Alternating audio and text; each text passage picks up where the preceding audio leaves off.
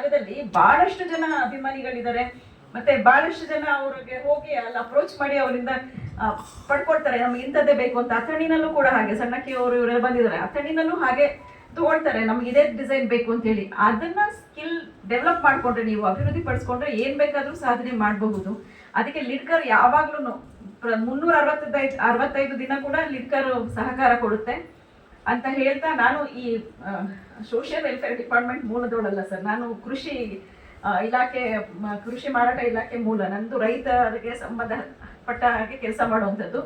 ಆದ್ರೆ ನಾನು ಇಲ್ಲಿ ನಮ್ಮ ಮಹದೇವಪ್ಪ ಸರ್ ಅವರು ನನಗೊಂದು ಅವಕಾಶ ಕೊಟ್ಟು ಸೋಷಿಯಲ್ ವೆಲ್ಫೇರ್ ಕರ್ಸ್ಕೊಂಡಾಗ, ಲಿಡ್ಕರ್ ಸಂಸ್ಥೆಯ ಜವಾಬ್ದಾರಿ ಕೊಟ್ಟಾಗ ಅನ್ಸಿದ್ದು ನನಗೆ, ನಾನು ನಿಜವಾದ ಈಗ ರೈತರ ಸೇವೆ ಮಾಡಾಯ್ತು, ಈಗ ನಿಜವಾದ ದೇವರ ಸೇವೆ ಮಾಡ್ಲಿಕ್ಕೆ ಬಂದಿದ್ದೀನಿ. ಯಾಕಂದ್ರೆ ನಮ್ಮ ಪಾದಗಳಿಗೆ ರಕ್ಷಣೆ ಇಲ್ಲ ಅಂತಂದ್ರೆ ನಮ್ಮ ಇಡೀ ದೇಹಕ್ಕೆ ರಕ್ಷಣೆ ಇರೋದಿಲ್ಲ ಅನ್ನೋ ಒಂದು, ಆಹಾರ ಹೇಗೆ ಮುಖ್ಯ ಹಾಗೆ ನಮ್ಮ ಪಾದದ ರಕ್ಷಣೆ ಕೂಡ ಮುಖ್ಯ ಅಂತ ಹೇಳಿ ಈ ಲಿಡ್ಕರ್ನಲ್ಲಿ ಇದನ್ನು ಸೇವಾ ಮನೋಭಾವದಲ್ಲೇನೆ ಸಂಬಳ ಬರುತ್ತೆ ನಿಯಮಿತವಾಗಿ, ಅದಕ್ಕೇನು ತೊಂದರೆ ಇಲ್ಲ.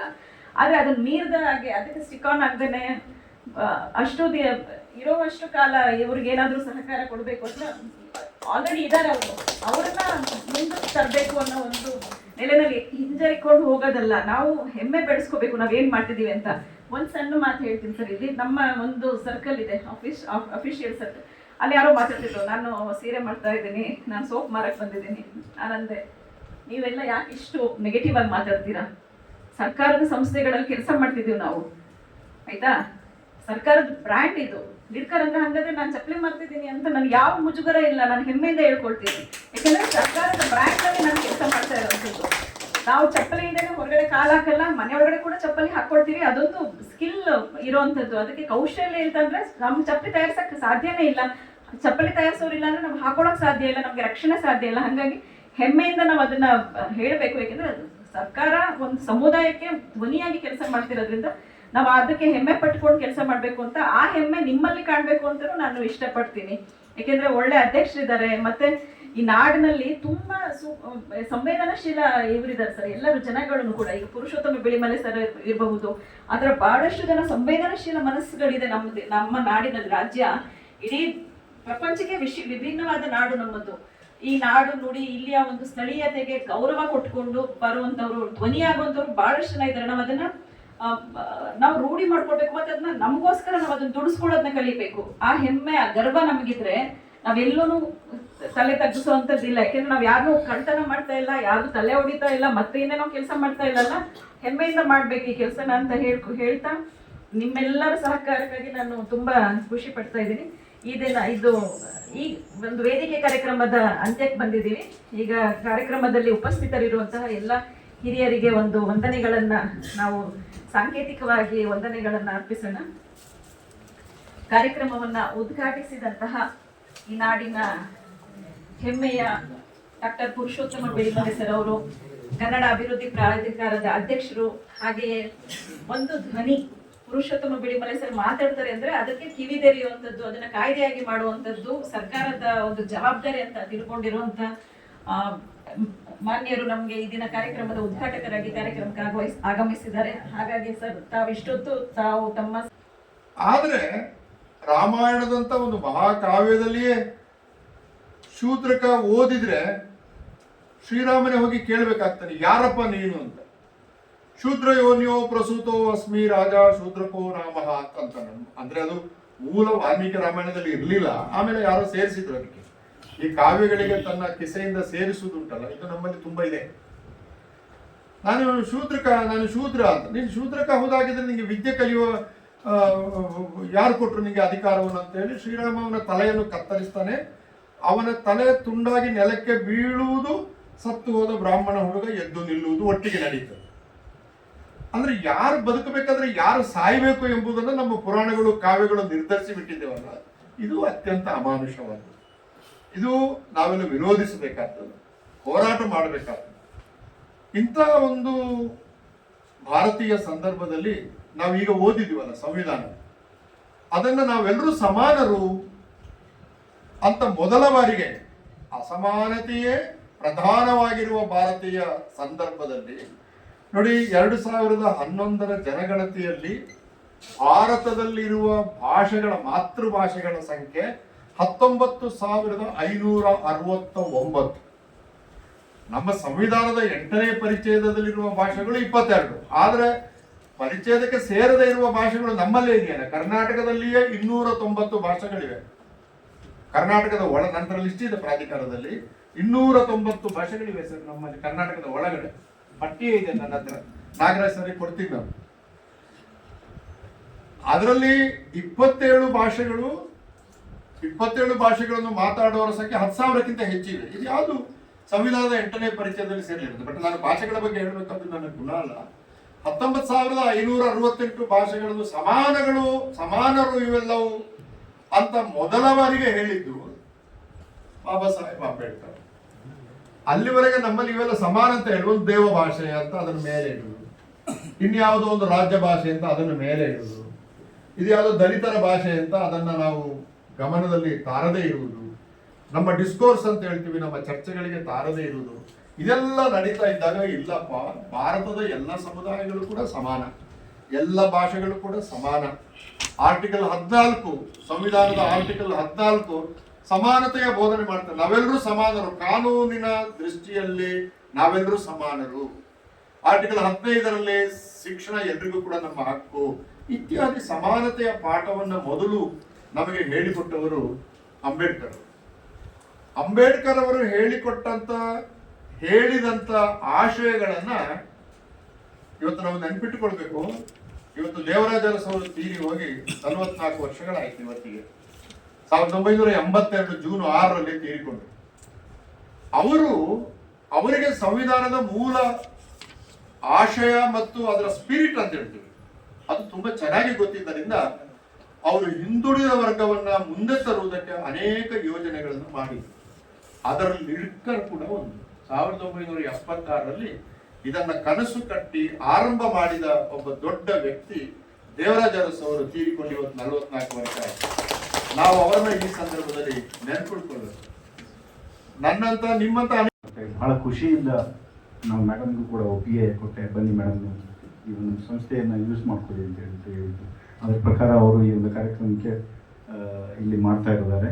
ಅದ್ರ ಜೊತೆಗೆ ಇನ್ನೊಂದು ದೊಡ್ಡ ವಿಷಯ ಏನು ಅಂತಂತಂದರೆ, ನಮ್ಮ ಮೇಡಮ್ನವರು ಪ್ರಾಡಾ ಜೊತೆಗೆ ಒಂದು ಹೋರಾಟ ಮಾಡಿ ದೊಡ್ಡ ಮಟ್ಟಿಗೆ ಒಂದು ಹೋರಾಟ ಆದದ್ದು. ಯಾಕಂದರೆ ಪ್ರಾಡಾ ಅನ್ನೋದು ಒಂದು ಅಂತಾರಾಷ್ಟ್ರೀಯ ಸಂಸ್ಥೆ, ಒಂದು ದೊಡ್ಡ ಲಕ್ಸುರಿ ಬ್ರ್ಯಾಂಡ್ ಅದು. ಈ ಸಂಸ್ಥೆಯೊಂದಿಗೆ ಹೋರಾಟ ಮಾಡುವಂಥದ್ದು ಅಷ್ಟು ಸುಲಭ ಕೆಲಸ ಅಲ್ಲ. ಅಂಥ ಸಂಸ್ಥೆಯೊಂದಿಗೆ ಈ ಒಂದು ರಾಜ್ಯದ ಒಂದು ಅಧಿಕಾರಿಯಾಗಿ ಮತ್ತು ಅವರ ಮೇಲೆ ಇರ್ತಕ್ಕಂಥ ಅಧ್ಯಕ್ಷರ ಒಂದು ಸಹಕಾರದಿಂದ ಮತ್ತು ಸಚಿವರ ಸಹಕಾರದೊಂದಿಗೆ ಅವರು ಒಂದು ಹೋರಾಟ ಮಾಡಿ ಪ್ರಾಡಾ ಜೊತೆಗೆ ಒಂದು ಒಪ್ಪಂದವನ್ನು ಮಾಡಿಕೊಂಡು, ಅದ್ರ ಜೊತೆಗೆ ನಮ್ಮ ಎಲ್ಲ ಕುಶಲಕರ್ಮಿಗಳಿಗೆ ಅನುಕೂಲ ಆಗೋ ರೀತಿಯಲ್ಲಿ ಒಂದು ಒಪ್ಪಂದಗಳನ್ನು ಮಾಡಿಕೊಂಡು, ಅದ್ರ ಜೊತೆಗೆ ಈ ಕಿಲ್ಟನ್ನು ಕೂಡ ಇನ್ವಾಲ್ವ್ ಮಾಡಿಕೊಂಡು, ಈ ಕಿಲ್ಟಲ್ಲಿ 3 ವರ್ಷದವರೆಗೂ ಒಂದು ಎಜುಕೇಷನ್ ಪ್ರಾಜೆಕ್ಟ್ ಅಂತ ಹೇಳ್ಬಿಟ್ಟು ಒಂದು ನಾವು ಅಗ್ರಿಮೆಂಟ್ ಮಾಡಿದ್ದೀವಿ. ಆ ಒಂದು ಅಗ್ರಿಮೆಂಟಲ್ಲಿ 5 ಕುಶಲಕರ್ಮಿಗಳಿಗೆ ತರಬೇತಿ ಕೊಡುವಂಥ ಕೆಲಸ, ವರ್ಷದಲ್ಲಿ 2 ಬ್ಯಾಚ್ಗಳಿಗೆ ತರಬೇತಿ ಕೊಡ್ತಾರೆ. ಆ ತರಬೇತಿಯಲ್ಲಿ ಯಾರು ಸರ್ಟಿಫಿಕೇಟ್ ತೊಗೊಳ್ತಾರೆ ಅವರಿಗೆ ಪ್ರತಿ ವರ್ಷ 5 ಜನಕ್ಕೆ ಇಟಲಿಗೆ ಹೋಗಿ ಕೂಡ ಸ್ಟಡಿ ಮಾಡುವಂಥ ಅವಕಾಶ ಈ ಒಂದು ಎಜುಕೇಷನ್ ಪ್ರಾಜೆಕ್ಟಲ್ಲಿ ನಮಗೆ ಒಪ್ಪಂದ ಆಗಿದೆ. ಇದೆಲ್ಲ ಆಗಬೇಕಂದ್ರೆ ಕಾರಣಕರ್ತರು ಮೇನ್ಲಿ ಅಂತಂದರೆ ಡಾಕ್ಟರ್ ಜಗಜೀವನ್ ರಾಮ್ ಚರ್ಮ ಕೈಗಾರಿಕಾ ಅಭಿವೃದ್ಧಿ ನಿಗಮ ನಿಯಮಿತದ ವ್ಯವಸ್ಥಾಪನಾ ನಿರ್ದೇಶಕರು ಮತ್ತು ಅದರ ಅಧ್ಯಕ್ಷರು ಅಂತ ನಾನು ಫುಲ್ ಕ್ರೆಡಿಟ್ ಅವ್ರಿಗೆ ಹೋಗಿ ಇದರಲ್ಲಿ ಯಾರ್ದು ಇದನ್ನು ಇಲ್ಲ ಅಂತ ನಾನು ಹೇಳ್ಬೋದು, ಒಂದ್ಸಾರಿ ಹೇಳ್ತೀನಿ.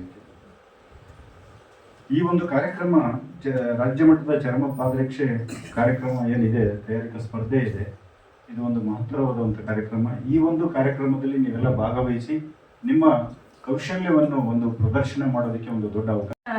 ಮಾನ್ಯ ನಿರ್ದೇಶಕರು ಬಹಳ ಅಕ್ಕರೆಯಿಂದ ಮಾತಾಡಿದ್ದಾರೆ, ಜೊತೆಗೆ ಕಿಲ್ಟ್ ಸಂಸ್ಥೆಯ ಬಗ್ಗೆ ಬಹಳ ಅಭಿಮಾನ ಇಟ್ಕೊಂಡಿದ್ದಾರೆ. ಈ ಒಂದು ಕಾರ್ಯಕ್ರಮ ಯಶಸ್ವಿಯಾಗಲಿಕ್ಕೆ ಅವರ ಸಹಕಾರಕ್ಕಾಗಿ ಮತ್ತೊಮ್ಮೆ ಅವರಿಗೆ ಧನ್ಯವಾದಗಳನ್ನ ಅರ್ಪಿಸ್ತಾ,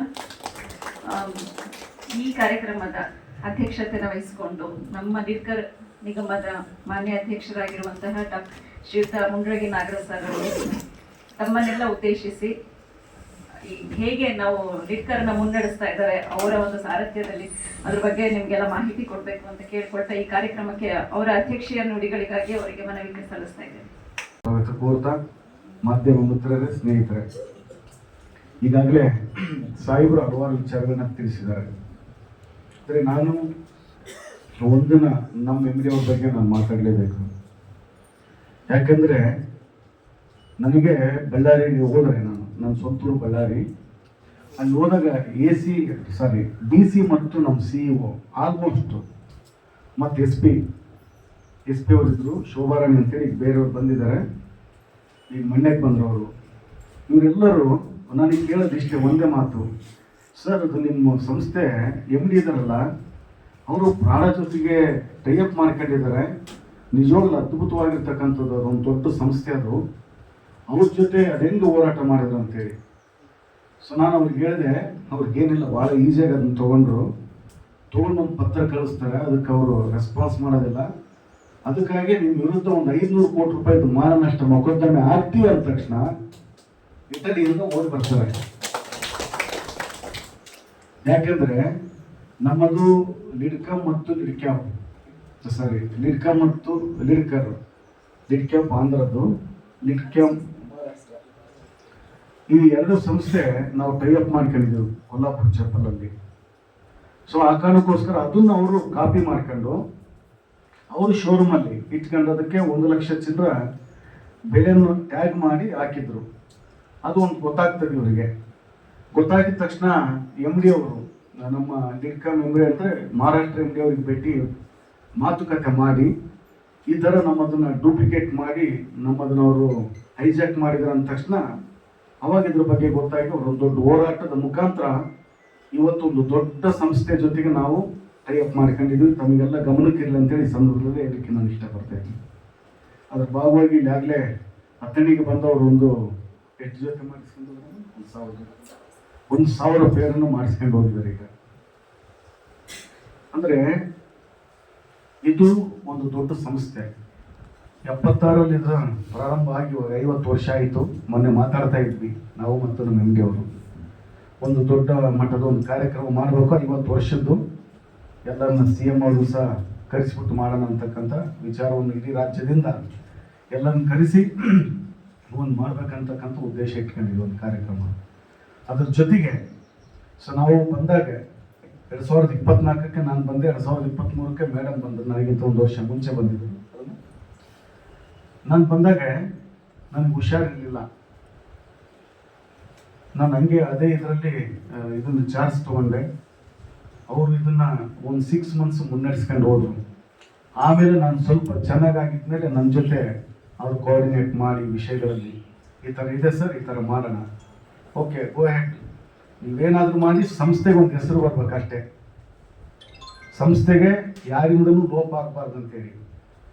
ಇದೇ ಥರ ಇಲ್ಲಿ ಒಂದು ಕೆಲವು ಜನಗಳು ಇಲ್ಲಿ ಸೇರ್ಕೊಂಡಿದ್ರು. ಯಾವ ರೀತಿ ಅಂದರೆ ಇದರಿಂದ ಲಾಭ ಮಾಡ್ಕೊಳ್ಳೋದು ಅಷ್ಟೇ ಅವ್ರದ್ದು ಗುರಿಯಾಗಿತ್ತು, ಸಮಾಜಕ್ಕೋಸ್ಕರ ಏನಲ್ಲ. ಅವರು ಇದರಿಂದ ಅವರು ಸ್ವರ ಲಾಭಕ್ಕೋಸ್ಕರ, ವೈಯಕ್ತಿಕ ಲಾಭಕ್ಕೋಸ್ಕರ ಇವ್ರ ಮೇಲೆ ಭಾಳಷ್ಟು ದಾಳಿಗಳು ಮಾಡಿದರು. ದಾಳಿ ಅಂದರೆ ಜಗಳಗಳು ಮಾಡಿದರು. ಅದನ್ನೆಲ್ಲ ಎದುರಿಸಿ ಅವರಿಗೆಲ್ಲ ಮೆಟ್ಟಿ ನಿಂತು ಅವ್ರು ಯಾರು ಬರಲಾರ್ದಂಥ ಒಂದು ಪರಿಸ್ಥಿತಿ ನನಗೆ ನಿಜ ಹೇಳ್ತೀನಿ, ನನಗೆ ಭಾಳ ಖುಷಿ ಆಯಿತು. ಬಿಕಾಸ್ ಯಾವಾಗಲೂ ಒಂದು ದೊಡ್ಡ ಯಾವುದೋ ಒಂದು ಸಮಸ್ಯೆ ಇಟ್ಕೊಂಡು ಬರೋದು ಅವ್ರ ವೈಯಕ್ತಿಕ ಲಾಭಕ್ಕೋಸ್ಕರ. ಸೊ ನಿಜವಾಗ್ಲೂ ಅವರಿಗೆ ನಾನು ಈ ಸಂದರ್ಭದಲ್ಲಿ ಅಭಿನಂದನೆ ಸಲ್ಲಿಸ್ತಾ ಇದ್ದೀನಿ ಆ ವಿಚಾರದಲ್ಲಿ. ಯಾಕಂದರೆ ನಮ್ಮ ಬೆನಿಫಿಟ್ ಇದೆಯಲ್ಲ, ನೇರವಾಗಿ ಫಲಾನುಭವಿಗಳಿಗೆ ತಲುಪಬೇಕು. ನಮ್ಮಲ್ಲಿರ್ತಕ್ಕಂಥ ಸ್ಕೀಮ್ ಏನಿದೆ, 1 ಲಕ್ಷ ರೂಪಾಯಿ ನೇರ ಸಾಲ ಇರ್ಬೋದು, ಬಾಧಿಕೆ ಕುಟೀರ ಇರ್ಬೋದು, ಮತ್ತು ಇನ್ನಿತರ ಏನೇನು ಮನೆಗಳಿರ್ಬೋದು, ಇವೆಲ್ಲವೂ ಡೈರೆಕ್ಟಾಗಿ ಫಲಾನುಭವಿಗಳಿಗೆ ತಲುಪಬೇಕು.